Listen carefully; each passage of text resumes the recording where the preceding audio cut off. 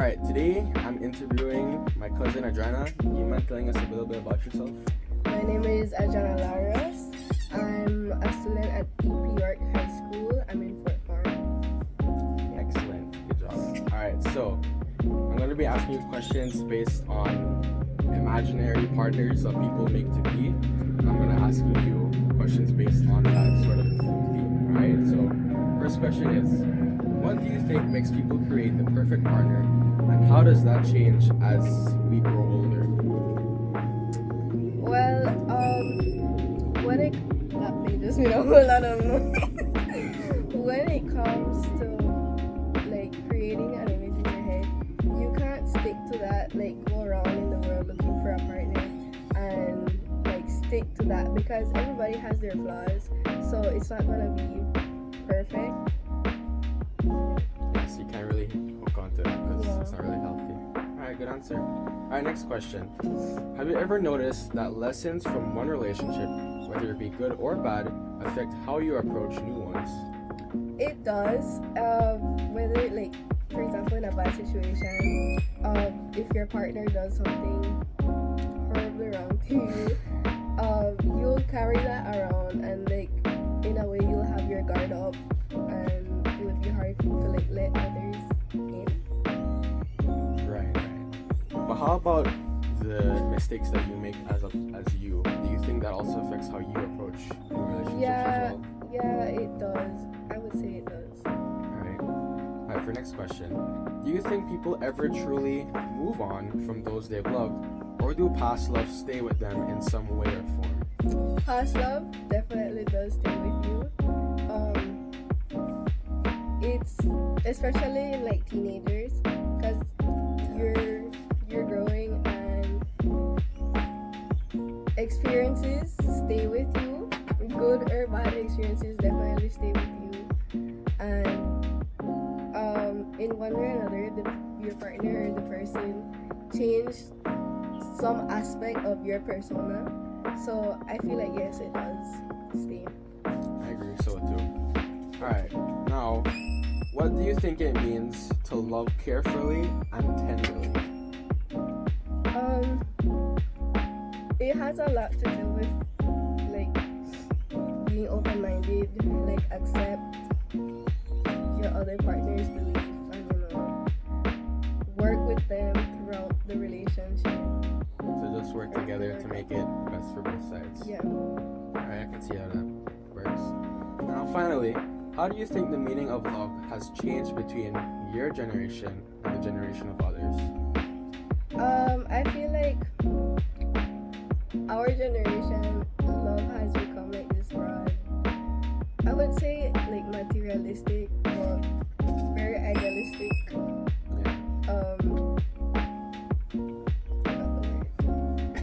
Idealistic, like a need? Or like Well, yeah, some people do walk around with that idea that you need to have a partner in your life. Like you need to have a girlfriend or you need to have a boyfriend. Or you're gonna stand out. And you're not gonna fit in. It's it's not as I feel like it's not as genuine as it was. yeah, it's like it Past feels more forced now Yeah. to love somebody. Alright, that's, you know what? I can speak from personal anecdote. That's very true. Alright, well, thank you for your time. Those are some very good responses, and what else could I say? I think that's it. Yeah. Alright, for our next interview, we have the teenage boy. So with me for that, I have my brother Damon. Damon, do you mind telling us a bit about yourself?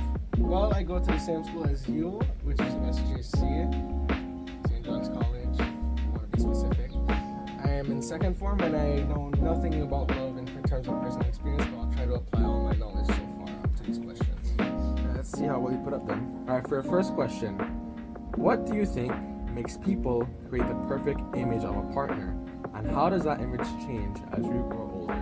Well, as you're younger, you have certain different expectations as to when you are older. So, when you're younger, you'll probably think more physical appearance rather than when you're older, and you'll think it's more of on the inside, like personality. So So your expectations will gradually change as you get older with age. Very true. Alright, so for your next question, have you ever noticed that lessons from one relationship, whether they be good or bad, affect how you approach new ones? I think they definitely do affect how you approach new ones. Because, okay, I'm going to use an example to answer this. Say you were in a previous relationship and your communication with the other person was very poor. That's the reason they never wanted to be with you anymore. As you find a new person that you love, you're going to apply the opposite of what you did that was bad in the previous relationship. So if you had poor communication in the last, you'll apply better communication. So to make it short, you learn from your mistakes and you Yes. apply them. Alright, good. Next question. Do you think people ever truly move on from those that they've loved, or do past loves stay with them in some way, shape, or form? This is a difficult one. I think that, in a way, yes, previous loves will stick with you because, as I answered earlier, you carry personal experience with you by learning from your mistakes in the last relationship. So, in a way, yes, those lessons do stick with you, meaning that yes, the previous love will stick with you in a way. That's good. Alright, next question following that is, what does it mean to you to love carefully and tenderly? Carefully and tenderly, this is actually not a bad one. You just have to approach the relationship with awareness of the other person's feelings, kindness, care, and just general love. So you need to be considerate, and you need to be kind, and also remember that even if you don't know the person at first, you have to consider that they are a human being just like you. Alright, now, for our final question now, how do you think that the meaning of love has changed between your generation and the generation of other people? Oh, I've noticed quite a few actually, because I mean we have grandparents, but what basically the older generation thought love was more of commitment and endurance in the relationship. So you had to show that you can endure it for as long as you live until you die.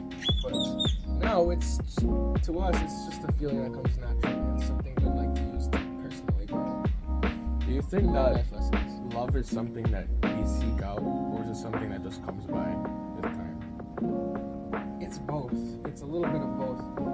Some people don't tend to seek it out, others do, and some people don't make it come naturally. They intentionally find it, and then others, it happens to them by complete accident. So it is a mix of both. It's 50-50. You seem to know a lot about love for someone who doesn't have a love relationship yet. Yeah, I will be a good boyfriend, trust me. Good morning. My final interview, I'll be interviewing the adult male, my father. Would you mind please telling us about yourself, the audience? Hi everybody, my name is David Gonzalez. I am Julian's father. I'm a proud father of my son because he's very intelligent and he's doing good in school. I'm a dentist. I've been working in dentistry for the past 25 years. I love what I do. I love taking care of people, taking care of people's smiles and helping them with their pain. And I love being a father. I love my boys, my wife, my home. And yeah, that's a summary of who I am. Alright, good summary.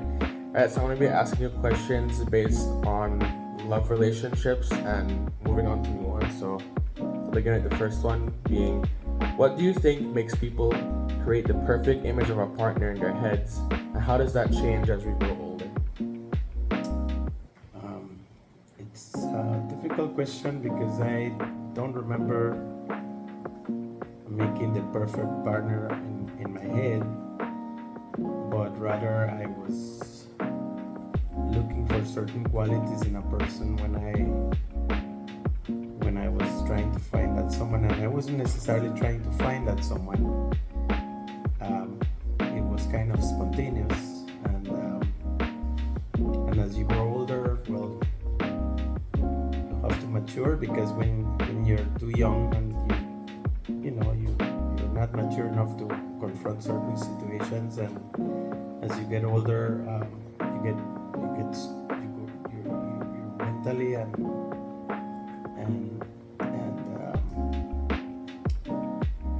you mentally get stronger and learn to cope with situations better, I guess, and it changes because in my case, I realized that I wasn't really thinking of that person when I was younger. But when I got older, I realized that the person that I chose was the perfect person for me. That is someone who listens, who loves her family and takes care of her family to the best of her capacity, and those are qualities that I wasn't really looking for when I was younger. And as I got older, I realized that everything does match up perfect, I guess. Alright then. Next question. Have you ever noticed that lessons from one relationship, good or bad, affect how you approach new ones? Yes, I have, because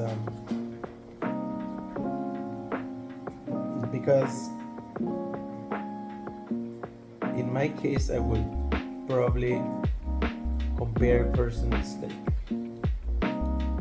what this person accepts from me or what the other person didn't accept from me, and try to balance the way my behavior in different aspects. Basically that. Okay. Next, do you think people ever truly move on from those that they've loved, or do past loves stay with them in some way? I guess it's possible to move on depending on the reason for the breakup. And it's healthy to move on because life is one and we need to make the best of it. And sticking to one person just because your heart's stubborn, I don't think it's a good idea. That's what I think. Alright then. Now, what does it mean to you to love carefully and tenderly? To love carefully to me means to be loyal and protect the ones that you're loving in every way, in every aspect. And what was the second part? Sorry. To love carefully and tenderly. And tenderly means to show that affection. To me, it would be to show that affection in a way that it's well received by others, especially your family. When you love tenderly, you love carefully, and you protect them, I guess. Alright then. Now, for the final question, it states, how do you think the meaning of love has changed between your generation and the generation of others?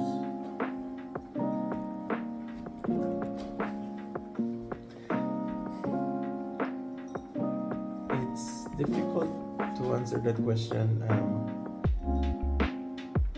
Again, I have never thought about that, but I think in the past we used to have the bonds between persons were stronger because there was more communication, verbal communication, and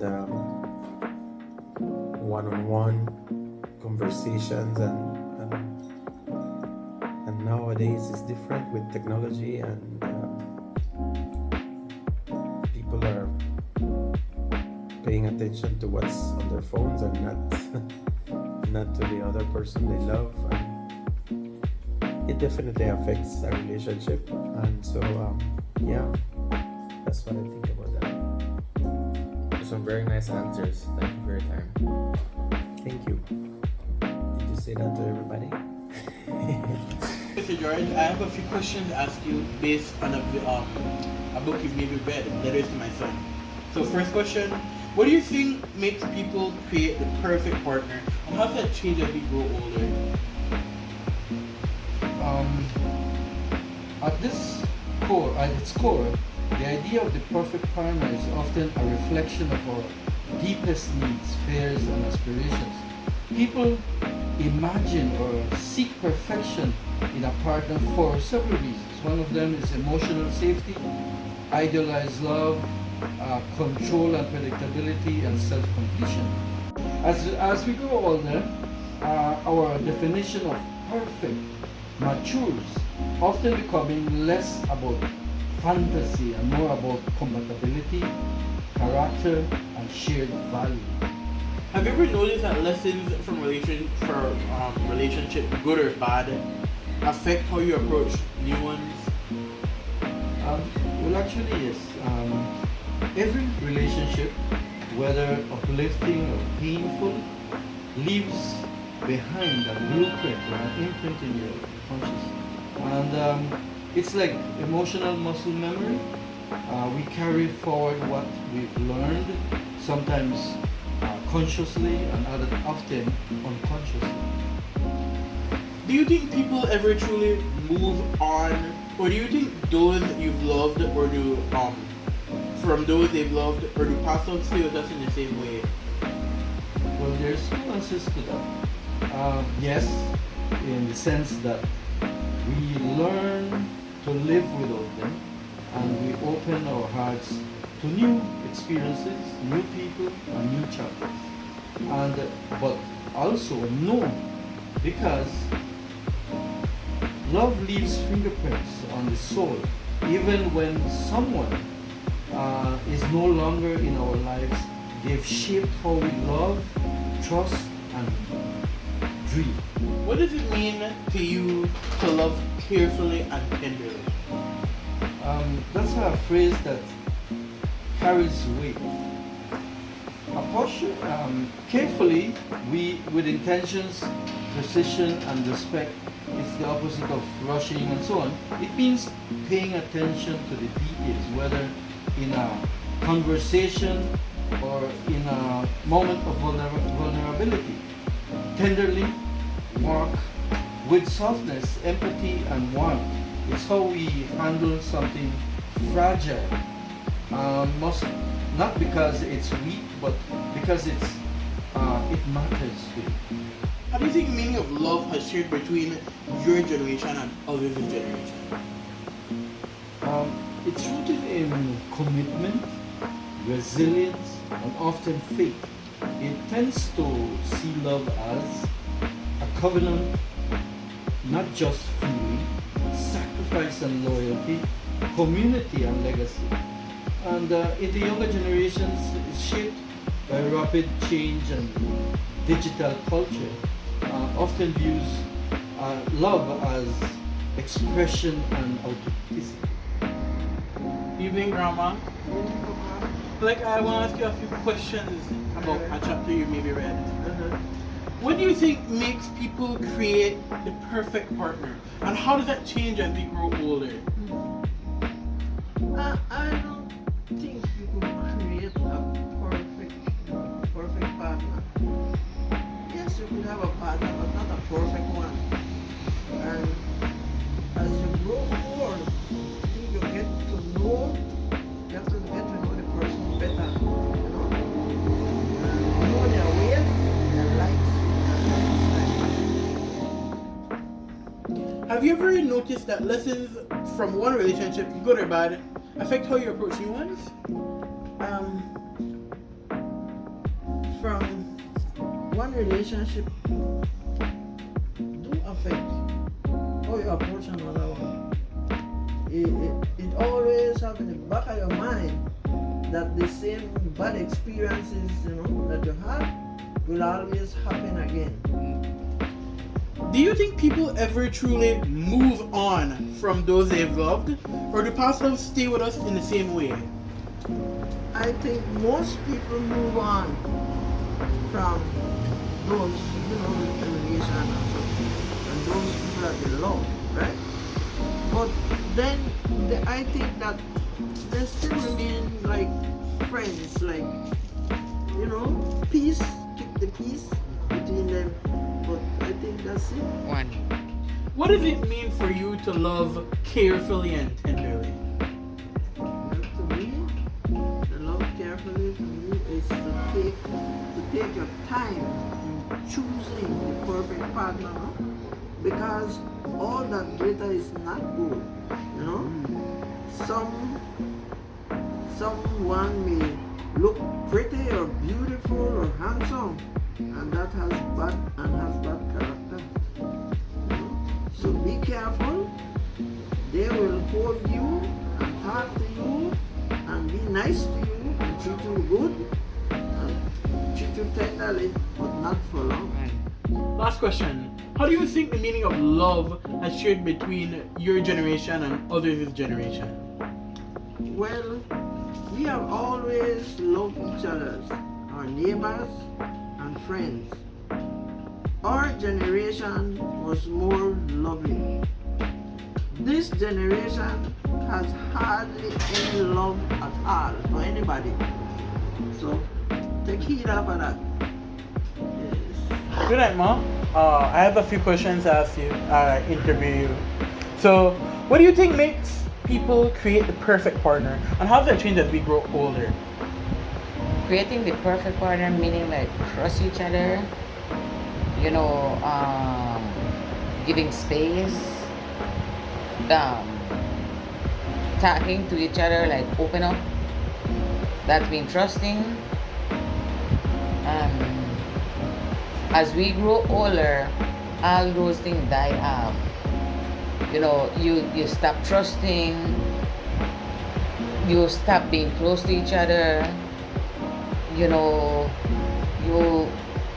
growing older, you stop looking at things on a different level. Yeah, alright. So, I have another question for you. Have you ever noticed that lessons from one relationship, might it be good or bad, affect how you approach new relationships? Yes, it does affect how you approach new relationship. Because what you learn and what you experience show you an example how to approach new relationship. Maybe in relationship you have in the past, because of not trusting each other, not believing each other, they're starting fight, Yeah. and starting like misbehaving at each other, looking at each other on a different level. So that treats you a way that in the future you watch your future relationship. Yeah. Okay. Third question. Do you think people ever truly move on? Or do those people they've loved stay with us in one way or another? People do move on. They move on because they realize what life is. So they move on. What's your next question? Do you think they stay with us forever? No, they don't stay with you forever. Only God stay with you forever.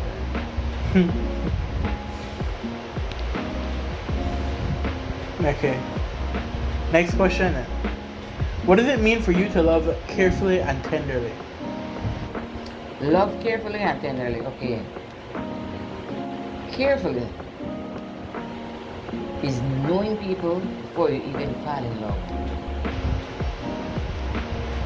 That's carefully. You gotta know them. You gotta trust them. Yeah, you gotta figure them out. You have to know what you're getting into before you go in a relationship with anyone. Tenderly, I'm not sure if any tenderly is even existing anymore. Like in this current generation? In this current generation, no. Tenderly is not existing anymore. Tenderly is that does not exist anymore. Well, that kind of goes in with our last question. How do you think the meaning of love has changed between your generation and others' generation? Well, in my generation in the past, when you're married, it's death to us part. Whether good, whatever. The woman used to stay home, do what they do, and used to go out and work and come home, bring home everything. Now the new generation, both yes goes out and work, but both do their own thing. It's like a 50-50 now. That men do their own thing, women do their own thing. So with the past generation, it's committed, and with today's generation, you're married today, you're divorced tomorrow. So love, at the end of the day, I don't really think love exists anymore. The only person that loves you in life is God. Okay. Thank you.